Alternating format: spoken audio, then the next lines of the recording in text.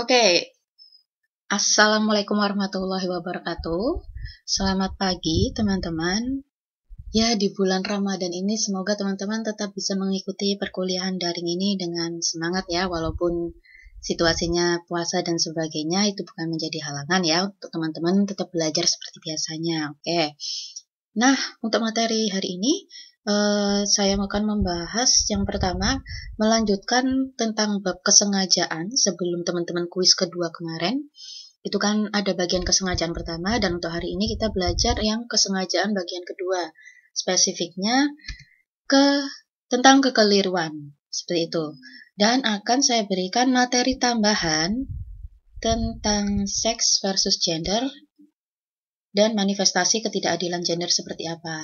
Nah, sebenarnya untuk materi tambahan ini, seingat saya pernah menyampaikan ke teman-teman angkatan 2019 di mata kuliah pengantar ilmu hukum ya, di beberapa kali selingan waktu itu saya pernah menjelaskan materi tersebut.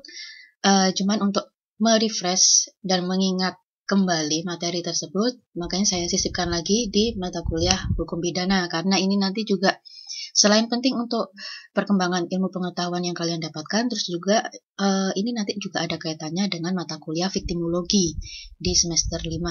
Jadi saya sisipkan dari sekarang di semester 2 di mata kuliah hukum pidana. Oke, kita langsung aja ke bahasan pertama kita, yaitu tentang kekeliruan. Jadi, kesengajaan itu dapat saja terjadi karena kekeliruan. Nah, jenis perbuatan pidana yang dilakukan dengan sengaja karena kekeliruan ini dibagi menjadi 5. Jadi di referensinya bukunya Profesor Edia Rich, itu ada kesesatan fakta, kesesatan hukum, error in persona, error in objecto, dan juga aberratio actus. Nah, kita bahas yang pertama, kesesatan fakta.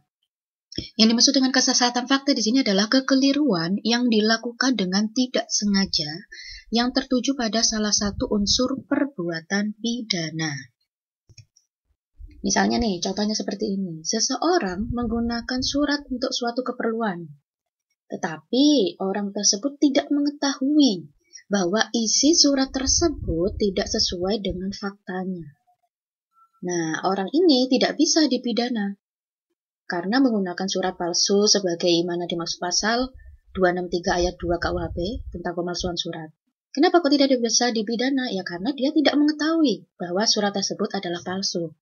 Lain halnya dengan orang yang membuat surat palsu itu.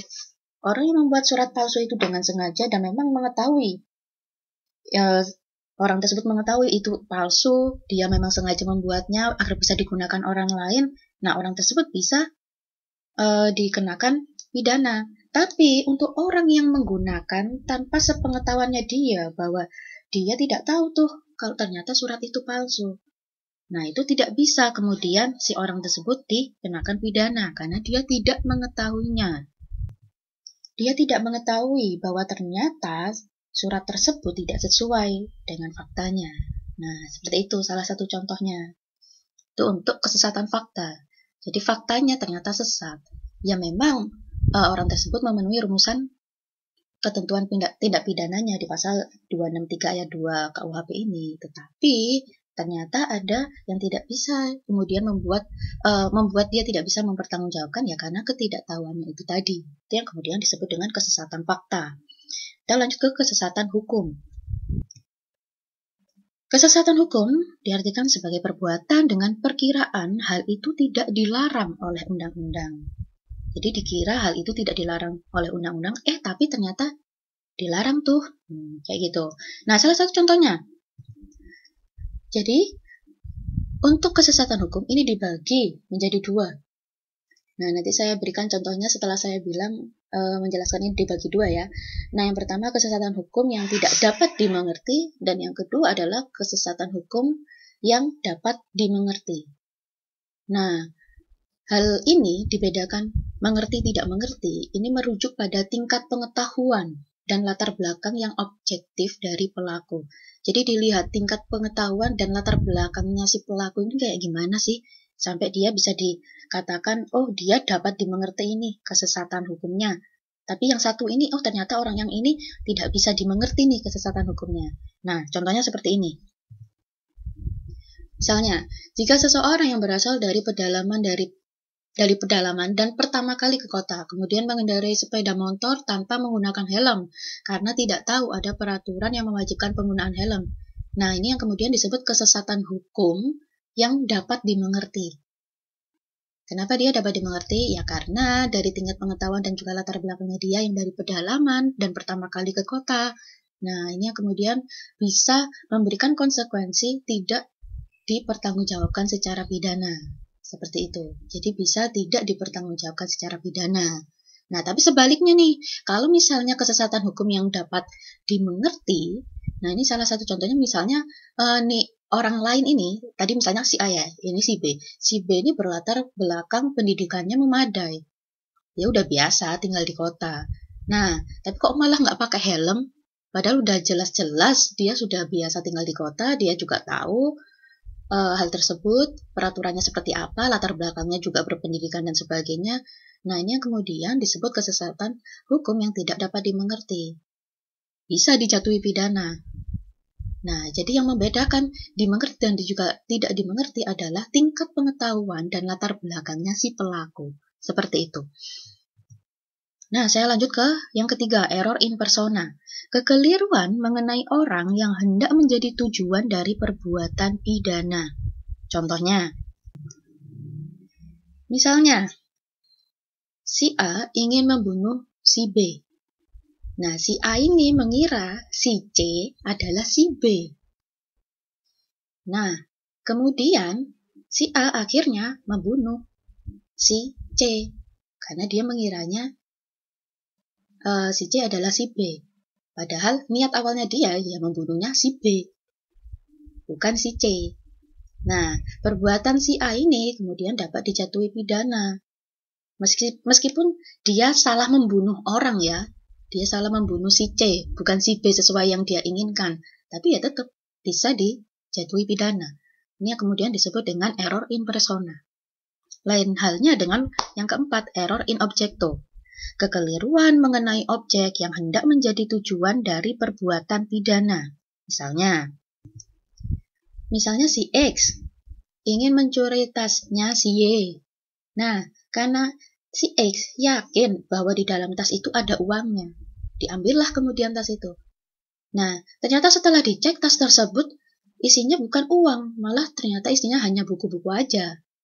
Nah, akhirnya si X ini ya dijatuhi pidana. Walaupun terjadi error in objecto, walaupun ternyata objeknya tidak diketemukan setelah dia mencari, setelah dia mencek, dan setelah dia mengambil. Ya udah, walaupun dia mengiranya ada dan kemudian dia mengambil, ternyata nggak ada tuh uangnya. Nah, itu tetap dia bisa dipidana. Ya, walaupun error in objecto. Seperti itu. Yang terakhir, aberratio actus. Jadi itu yang dimaksud aberratio actus adalah kekeliruan yang timbul karena berbagai hal sehingga akibat yang timbul berbeda atau berlainan dari yang dikehendaki. Nah, salah satu contohnya, ketika si A hendak membunuh B dengan cara menembakkan peluru yang ada pada senjata apinya. Namun saat peluru tersebut ditembakkan, B berhasil menghindar dan mengenai si C. Terhadap si A itu tadi, maka dijatuhi pidana meskipun tidak menghendaki kematiannya si C. Yang dikehendaki oleh si A kan matinya si B. Tapi karena si B berhasil menghindar dan malah kena si C, ya udah yang mati si C dan tetap itu si A tetap bisa dijatuhi pidana. Seperti itu yang kemudian disebut aberratio actus.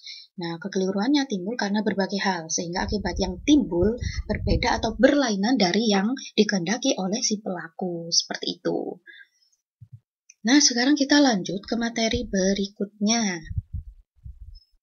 Nah, ini materinya tentang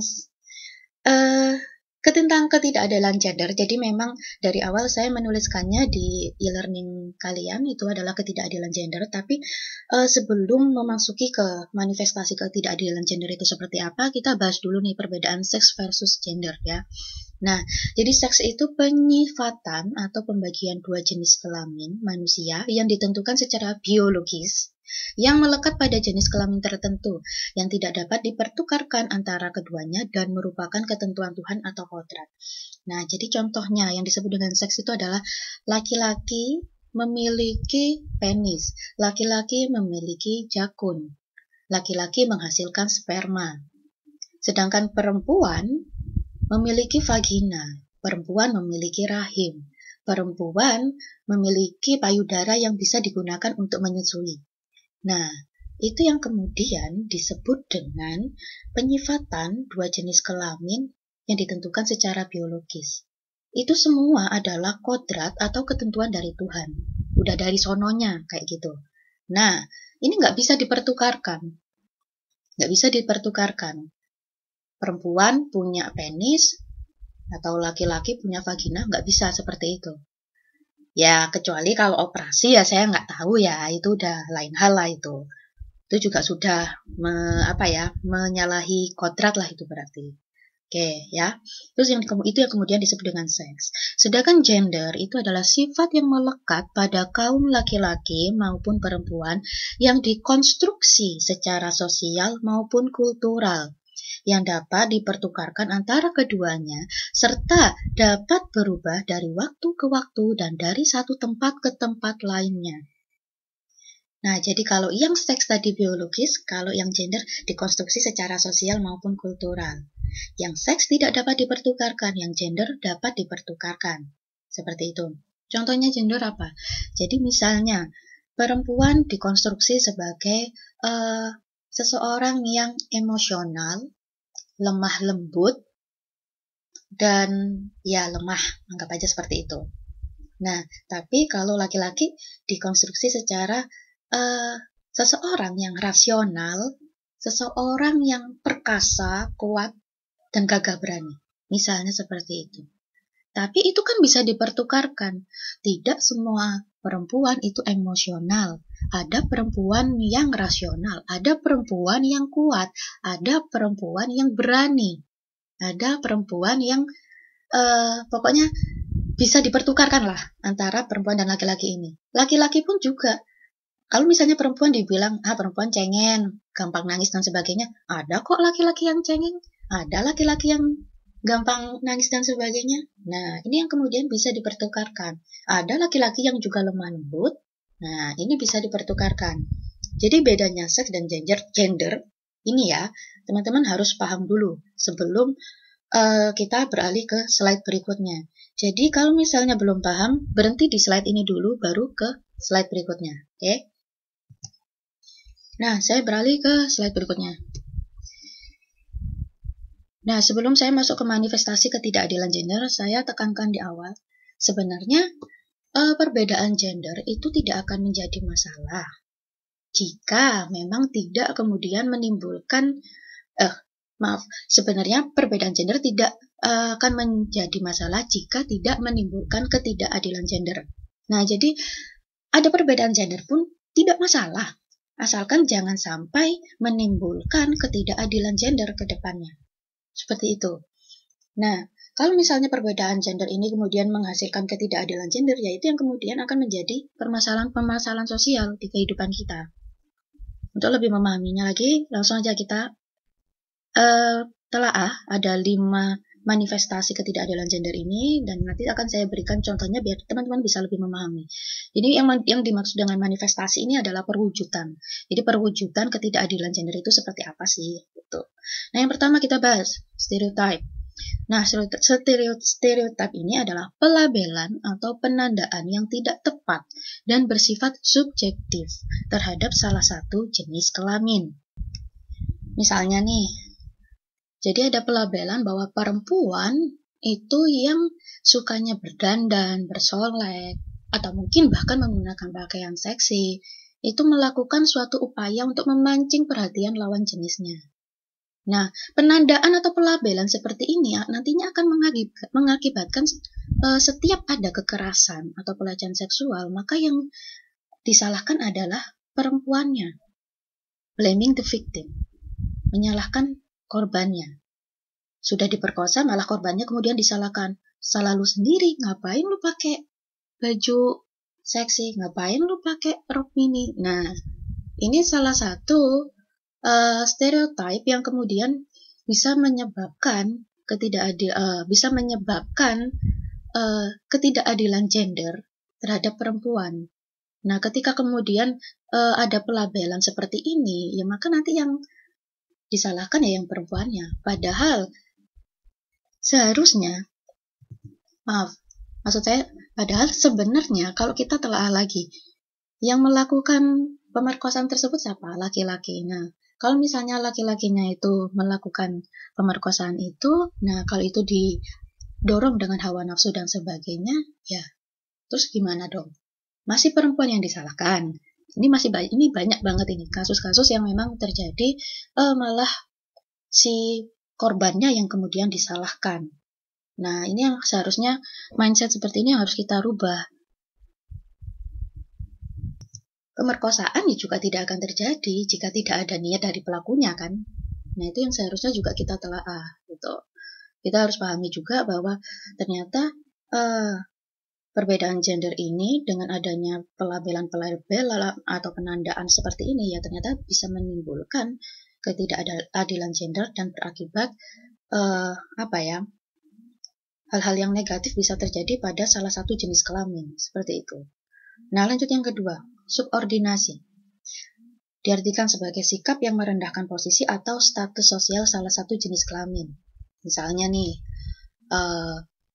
kayak di dalam suatu keluarga, ada suatu keluarga misalnya, si ayah menginginkan biar yang sekolah tinggi cukup anak laki-lakinya saja. Yang sekolah tinggi cukup anak laki-lakinya aja lah, anak perempuan nggak usah sekolah tinggi-tinggi, ngapain? Toh ya nanti juga kalau misalnya sudah gede juga bakal menikah, terus habis itu kerja di dapur, jadi ngapain sih sekolah tinggi-tinggi? Nah, ini yang kemudian bisa disebut dengan merendahkan posisi atau status sosial salah satu jenis kelamin. Nah, jadi kayak tidak mendapatkan akses yang sama dan sebagainya. Ini bisa yang kemudian disebut dengan subordinasi. Nah, lanjut ke marginalisasi. Marginal, dari kata marginal, peminggiran. Peminggiran salah satu jenis kelamin dalam akses dan partisipasi publik. Nah, sebenarnya sih seperti ini kayak contohnya di dalam dunia pekerjaan lah. Kadang kan juga ada beberapa kualifikasi pekerjaan yang hanya dikriteriakan untuk laki-laki, hanya untuk dikriteriakan untuk perempuan. Seperti salah satu contohnya gini, karena ada pelabelan atau stereotip bahwa perempuan itu kerjanya udahlah di dapur, ngurusin urusan domestik aja lah. Nah, seketika ada pelabelan seperti itu ternyata juga bisa menimbulkan marginalisasi terhadap pihak laki-laki. Kenapa? Karena ketika ada pemikiran seperti itu, maka pekerjaan rumah tangga seperti pekerjaan pembantu rumah tangga dan sebagainya itu hanya cocok untuk perempuan, tidak cocok untuk laki-laki. Nah, padahal laki-laki pun bisa loh melakukan pekerjaan rumah tangga. Laki-laki bisa loh menjadi pembantu rumah tangga, tidak hanya perempuan. Nah, tapi ketika mindset orang sudah, udahlah ini kerjaan perempuan, nah pasti yang direkrut sebagai pembantu rumah tangga lebih banyak perempuan, bukan laki-laki. Yang ini kemudian bisa memarginalkan kaum laki-laki dari pekerjaan pembantu rumah tangga, seperti itu. Jadi di sini kalau di contoh ini bisa masuk pelabelan atau stereotype, bisa juga marginalisasi. Seperti itu. Nah, yang keempat, beban berlebihan. Membebankan tugas-tugas yang tidak proporsional dan tidak imbang yang mengakibatkan menurunnya kualitas hidup. Misalnya, ada seorang ibu yang bekerja, mungkin sebagai guru atau mungkin sebagai dokter. Nah, tapi dia juga memiliki peran untuk mengurus rumah tangga dan juga anaknya. Nah, ketika konstruksi sosial membangun bahwa pekerjaan rumah tangga, mengurus anak itu adalah pekerjaan seorang ibu, maka perempuan di sini, si ibu ini posisinya, dia melakukan beban berlebihan. Dia melakukan pekerjaan yang ganda. Kenapa? Karena dia selain harus bekerja, mencari nafkah, sebagai dokter, sebagai guru, ataupun sebagai profesi apapun lah di luar sana, tapi mereka juga tetap dibebani pekerjaan rumah tangga. Nah, kalau misalnya pekerjaan rumah tangga itu dibagi dua dengan suaminya, itu tidak masalah. Jadi, suami juga bekerja di luar, si istri juga bekerja di luar, tapi untuk mengurus anak dan juga rumah tangga, dua-duanya juga saling bekerja sama. Itu nggak masalah, tidak akan menimbulkan beban berlebihan, karena bebannya dibagi dua. Tapi kalau kemudian beban untuk mengurus rumah tangga dan juga anak hanya dibebankan pada istri, tidak dibebankan kepada suami hanya cukup bekerja di luar, itu yang kemudian tidak tepat. Ini yang kemudian bisa disebut dengan beban berlebihan atau beban ganda. Nah, jadi harus gimana pinternya suami istri nanti itu harus bisa membagi beban dalam rumah tangganya itu secara proporsional dan juga tepat, agar tidak ada kualitas hidup yang menurun. Seperti itu. Yang kelima, ternyata ketidakadilan gender juga bisa menimbulkan kekerasan. Kekerasan adalah perlakuan dalam bentuk serangan atau invasi yang menyebabkan ketidaknyamanan. Nah, ketidaknyamanan atau ketidakamanan ini bisa berupa kekerasan fisik, psikis, dan juga seksual. Ya, kalau ini bisa kita contohkan ya seperti KDRT. Nah, kalau misalnya di KDRT biasanya yang saya tahu dari beberapa hasil penelitian ternyata para istri yang mendapatkan perlakuan tidak menyenangkan, mungkin kekerasan fisik, psikis, ataupun seksual dari suaminya, memilih tetap bertahan dalam suatu rumah tangga itu adalah karena kadang si istri merasa memiliki ketergantungan ekonomi terhadap suaminya. Jika dia merasa memiliki ketergantungan ekonomi, kalau misalnya saya masih sering diperlakukan tidak baik, saya sering mendapatkan kekerasan fisik, psikis, seksual dari suami saya, tapi saya tetap bertahan dalam rumah tangga itu. Kenapa ya? Karena saya tidak bekerja misalnya. Saya tergantung perekonomian saya dengan suami saya. Kalau saya nanti cerai, terus saya hidup dari siapa?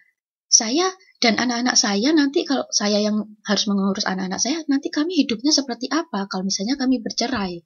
Nah, itu yang kemudian ditakutkan oleh para istri-istri. Ternyata dari beberapa hasil penelitian yang telah saya baca, yang membuat seorang perempuan tetap bertahan dalam suatu rumah tangga yang penuh dengan kekerasan dalam rumah tangga yang dilakukan oleh suaminya, itu adalah salah satunya karena ada ketergantungan ekonomi dari si istri.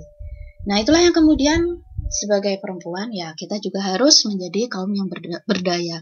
Ini bukan berarti saya kemudian menjelekkan ataupun meminggirkan seorang jenis kelamin, yaitu laki-laki, seseorang yang berjenis kelamin laki-laki, tidak. Ini adalah pengetahuan dan perkembangan isu-isu sosial yang memang banyak terjadi. Jadi tolong jangan dipahami ini karena saya memiliki mungkin agak ada stigma dengan laki-laki, tidak. Nah, ini hanya pengetahuan isu-isu sosial yang sering terjadi dan saya memang beberapa kali meneliti dan juga membaca referensi terkait hal ini gitu. Jadi harus kita pahami dengan bijak karena ini juga adalah ranah akademis. Begitu penjelasan dari saya. Referensi materi hari ini diambil dari bukunya Profesor Edi Omar Syarif Yarij, Guru Besar Fakultas Hukum Universitas Gadjah Mada, dan juga saya ambil dari referensinya Mansur Fakih. Oke, terima kasih teman-teman atas atensinya. Assalamualaikum warahmatullahi wabarakatuh.